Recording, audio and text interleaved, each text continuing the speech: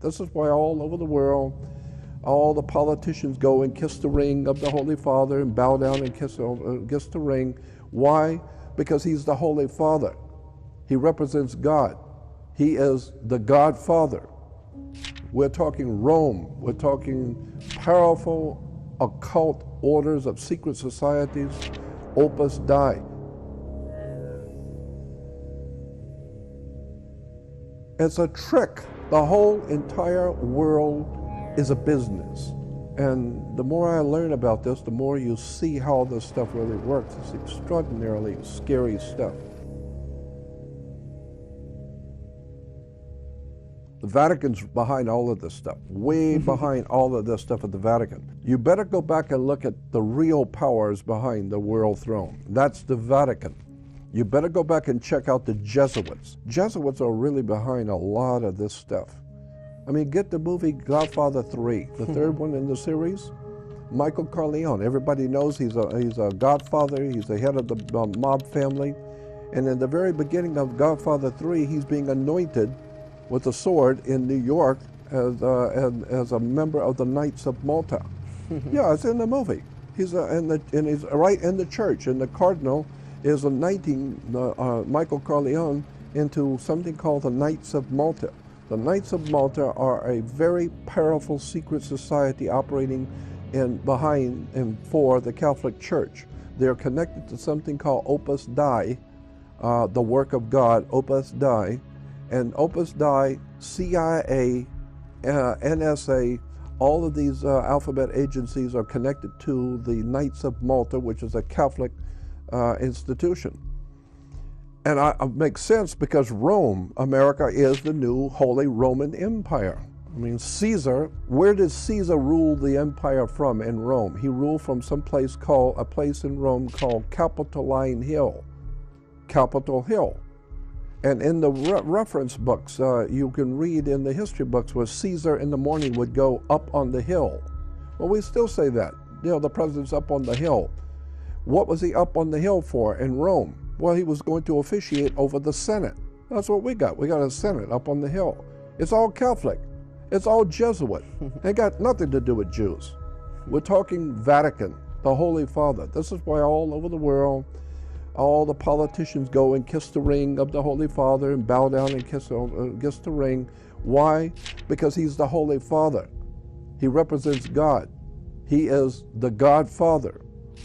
We're talking Rome. We're talking powerful occult orders of secret societies, Opus Dei. They're the people Rome gave birth to something called P2, Propaganda Due. P2 Lodge is operating out inside the Vatican, inside the Catholic Church, as a secret society called Propaganda Due, P2. P2 is an extremely powerful occult network of very powerful politicians, military leaders, and they are well known. Even in the movie Godfather 3, P2 is mentioned twice. Go back and watch it. They talk about P2. And there's a time when the young man who's taking over the Godfather position is meeting the Grand Master of P2, Propaganda Due. It's in the movie. And he introduces him as the master of P2.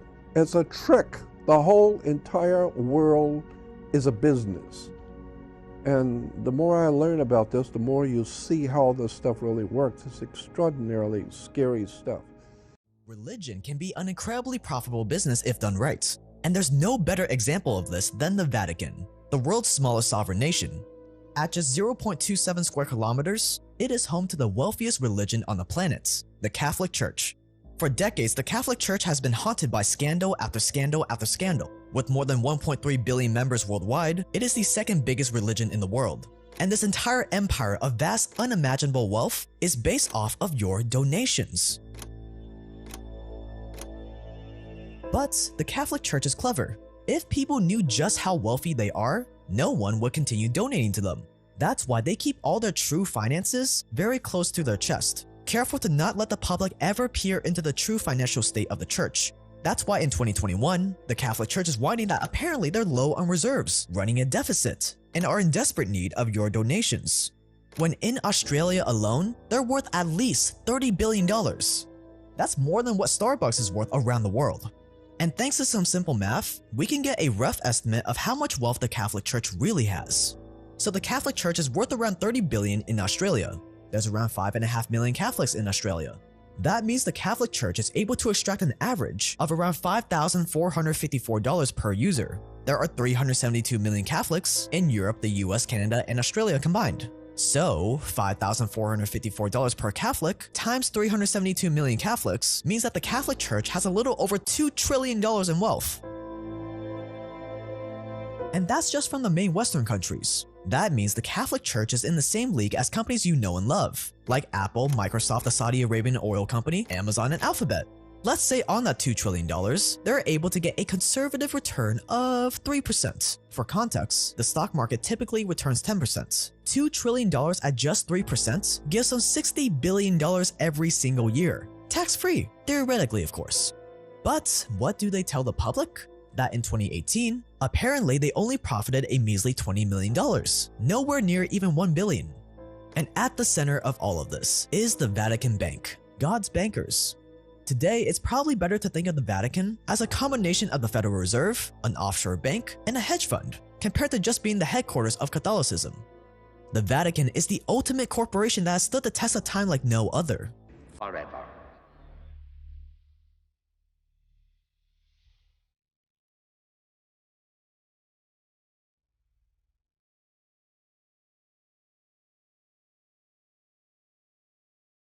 Around 60 Italian families stayed loyal to the Pope.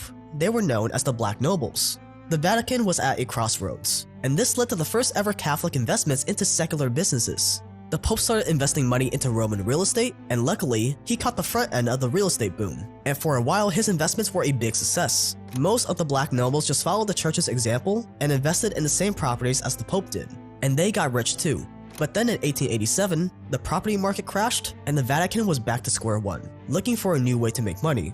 So the church started asking for donations, or Peter's Pence as they called it. They were in the important business of saving souls. And if regular Catholic Church members wanted to get in on the salvation, all they had to do was donate some money to the church. And the church was back in business, and started investing more than ever into secular businesses. And then, just like most of the major global corporations we talked about before, the world wars came along. And the church saw an opportunity to profit like never before. Just as World War I broke out, a new pope took control of the Vatican. Donations plummeted, and so did the Vatican's income, again. And for a while, the new pope tried to get Italy to stay neutral in the war, hoping that it would keep their investments in Italy safe. But in 1915, the Italians declared war on Germany and joined the Allies, leaving the pope desperately looking for a way to keep his revenues up. So, the Vatican rented one of its properties in Rome to an arms manufacturer that sold to Germany. Yes, the Vatican was indirectly making money selling weapons of war to the other side of the war. When the public eventually found out about the arms dealing, the church said it was in complete shock and never knew about what its tenant was doing. But it was all in vain because by 1933, the Vatican was losing around 100 million lira a year. Desperate not to go under, the Pope finally gave in and got a real financial advisor, who helped keep the Vatican out of the gutters by making a lot of diverse investments. And the most profitable time in Vatican history was only just starting. When World War II hit, instead of staying out of politics and focusing on religion, like he did in World War I, the Pope went all in and took the German side. The Vatican had become friendly with the fascist leader of Italy, Mussolini, and Germany seemed to be a similar choice. And in exchange for their support, the Third Reich would deduct 8 to 10% of Catholic Germans' wages to be sent directly to the Vatican. The Third Reich was taxing Catholics on the Vatican's behalf. The church usually had trouble getting people to pay on their own free will, so automatically taking 10% of all Catholics in Germany's monthly wage did a lot to boost the Vatican economy. The Germans and the Vaticans got so friendly that when the sitting pope died, there were rumors that Hitler could pay 3 million gold Reichmarks, or $12.6 million at the time, and pick whoever he wanted to be the next pope. The new pope, although actually not picked by Hitler, seemed happy to keep a good relationship with Germany, and even held a grand reception for Hitler's 50th birthday. Money was once again flowing into the Vatican City, but there was a new problem. All the Vatican's transactions and money was kept in Western banks in Europe, which meant that most of it could be traced or even frozen.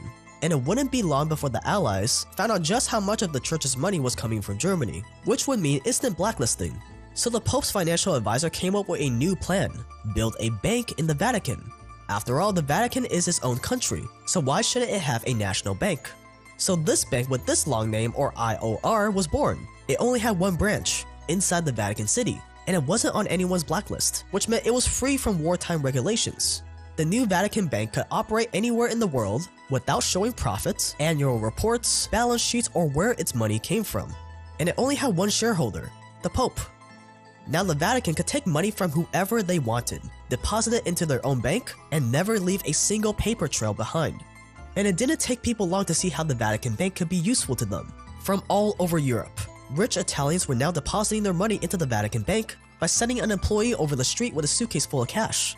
But it wasn't only the Italians. Eventually, the OSS, which was the precursor to the CIA, found out that even Hitler was making regular deposits into the Vatican Bank using a Swiss bank as a middleman.